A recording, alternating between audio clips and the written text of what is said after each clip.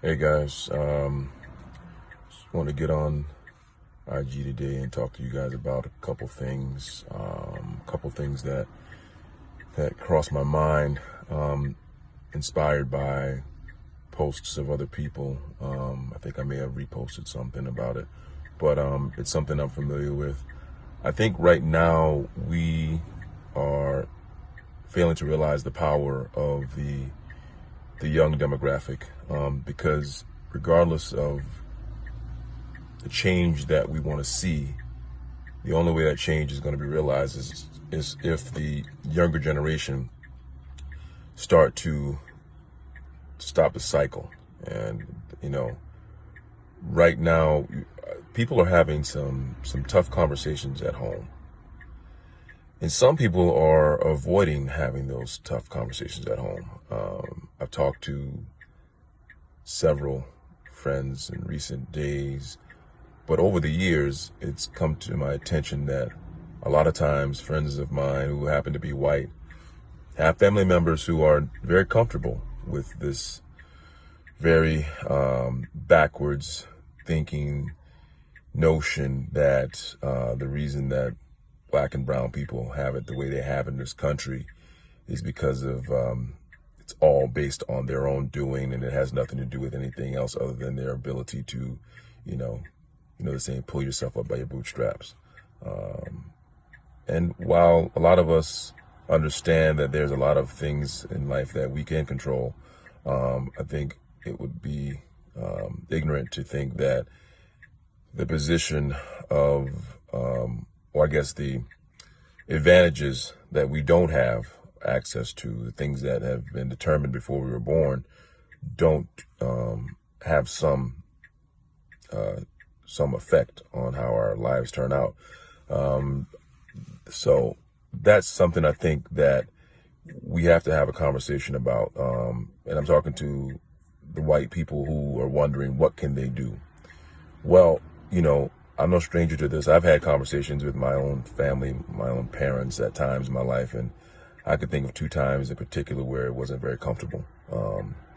But it had to be said. It needed to be said because, what parents want from their children is for the children to be better than them. That's usually the goal. The goal is you want your children to have a better life than you had. You want your children to be able to be successful and happy, well-adjusted, all those things, right? So that's the goal. You want to set them up for success in the right way. And I think sometimes what people fail to realize is that, through education, proper exposure to the world, your children will encounter things that will change their minds and change their the way they look at life. Regardless of what you said to them when they were young, sometimes they're going to come into contact with people and cultures that will show them truths that maybe you did not impart to them. And then they will come home and bring those truths to you. And I know a lot of you are struggling with that because you go home and your family sits all day watching Fox and pointing fingers at those people and saying things about those people, and and just you know what I mean. It's a mindset.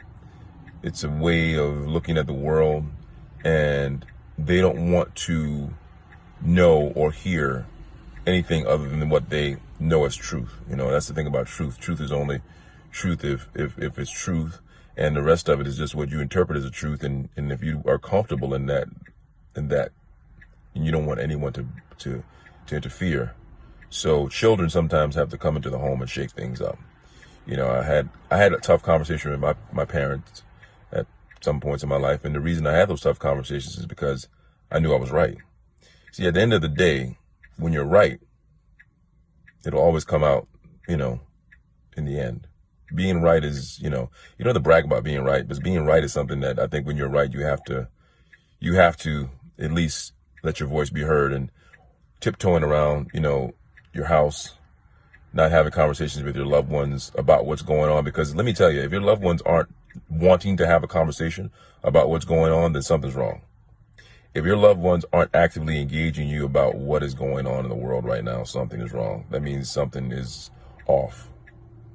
because in some way, shape, or form, they are complicit. They are not engaging you to try to make change, try to help make change. And so they're hoping it just goes away. Well, it's not going to go away. So I encourage you to have these tough conversations, because at the end of the day, it's going to make you feel better. You wonder what you can do. That's something you can do. That's something you can do. You can have those tough conversations. You can be very respectful, very understanding that you're dealing with people who are probably a little stubborn, but have those conversations, man. It's not going to go away. Like I said, be respectful, but if you don't know what you can do, they sent you into the world to become a better person, to find out things.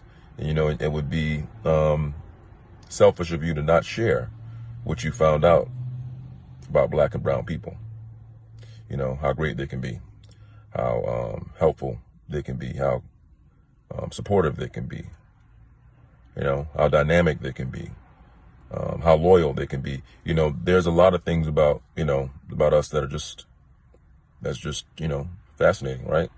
Just like there's a lot of things about other cultures that are fascinating. So you have to share your experiences with them, so it's personal. See, right now, a lot of times they don't know any black or brown people anyway. They're just looking at television. The only thing they see is TV shows and movies and the news. Sometimes those things can be detrimental to the images of black and brown people.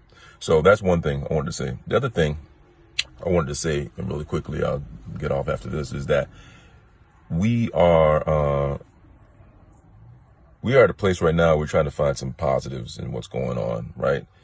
And I got to tell you, looking at the masses of people that were in Amsterdam, in New Zealand, Paris, looking at these people here in the States, a lot of them white people, a lot of them people who have no skin in this game, no pun intended, but they're not being affected directly necessarily, but they understand because they have empathy and they've seen it, and now they've seen it in a very drawn out, long form viewing in that of a 9-minute lynching murder of a black man on a video. And I haven't watched that. I think I watched it once, and I don't think I'll watch it again. It's painful. And so now, I really hate that it took that, that it took that kind of, that action to happen on camera. And it's something that you go, this has been going on for so long, and we had to see that. We had to see that to make it happen. And then maybe it's a culmination of Ahmaud Arbery, Georgia, maybe, and Breonna Taylor. Maybe it's just the close proximity, the close, timing of all of these things happening at once, and obviously the COVID virus and unemployment and everything. But here's my point. Our leader, I'll just say our leader, because I don't know what I don't know. I don't know what to call him. I don't know what to call him anymore. But you know who I'm talking about. However you want to refer to him. He was also the reason I think that the Me Too movement was started, and I think a lot of people understand that his presence was revolting to a lot of people. It drove a lot of people to get out and speak on the behalf of women's rights in the workplace and everywhere, basically in the world. And it was a very powerful movement that happened because of this disgust and the anger, the rage. See, sometimes you have to have all of this rage and you have to then refocus it on something positive. And I hate to think that it took that man's presence in our country and to see that he is a symbol of what the worst of us can be. And, I try to find good things to say about everybody, but sometimes you just, at some point you just give up, there is a thing in this world called good and evil, and sometimes you just have to point out and go, that's evil, and then you have to just move on, and you have to just focus on trying to stop that. Because at some point, I think what's clicking now that never happened before is because of, I don't know that we would have gotten here without this moment that was created mostly by this individual. I think he's a person that's created a lot of things. And what happens is when you continue to create and destroy and people just get sick of it, eventually they break. And I think, it takes a special kind of person to create a world that demands change,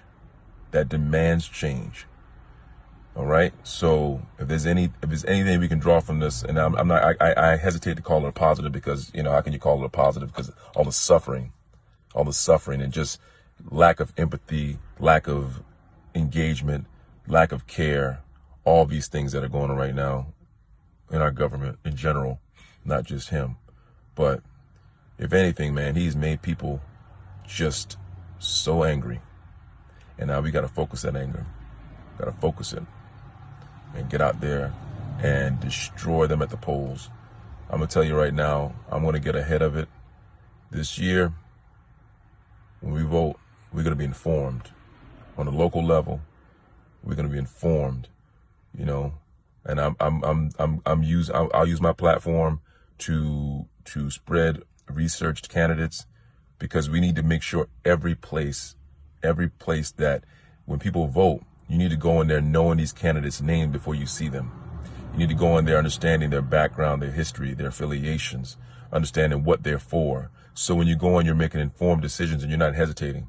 It's not a long process in voting. It's only a long process for the wait sometimes, and sometimes it's just a long process because you're sitting there trying to figure out who you're voting for. Well, we're going to change that this year. That's not the only thing we're going to do. Obviously, there's some things that have to be done. We have to make some convictions. We have to do a lot of things. There's a lot of things that have to be done, but just know that this time around, we're going to make some serious noise at the polls. We're going to do some things. All right. Stay up, stay positive.